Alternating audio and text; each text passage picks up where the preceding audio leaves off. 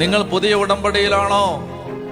പരിശുദ്ധാത്മാവിനെ വേണം, പരിശുദ്ധാത്മാവ് വരണം. ഇതൊന്ന് ആഗ്രഹിച്ച് ശരിക്കും വചനത്തിന്റെ സത്യം അറിഞ്ഞിട്ട് പരിശുദ്ധാത്മാവിന് വേണ്ടി ദാഹിച്ചാൽ ആത്മാവ് വരും. അതൊരു കാര്യം നിങ്ങൾ മനസ്സിലാക്കിയിരിക്കുക. അത് ഞാൻ ഒരു സാധനം പറഞ്ഞുതരാം. അതായത് നമ്മൾ എന്തിനു വേണ്ടിയാണ് പരിശുദ്ധാത്മാവിനെ സ്വീകരിക്കുന്നതെന്ന് വളരെ പ്രധാനപ്പെട്ടതാണ്. ഇപ്പൊ പരിശുദ്ധാത്മാവ് വന്നിട്ട് ഇനിയിപ്പോ നിങ്ങളുടെ എല്ലാം മനസ്സിരിക്കുന്ന എനിക്ക് കാണാൻ പറ്റും.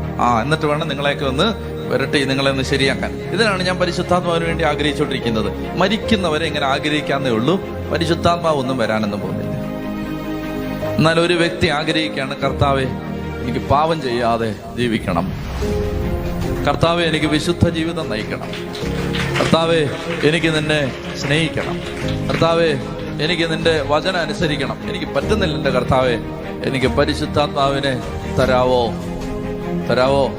അങ്ങനെ ചോദിച്ചാണ്ടല്ലോ പരിശുദ്ധാത്മാവ് വന്നിരിക്കും.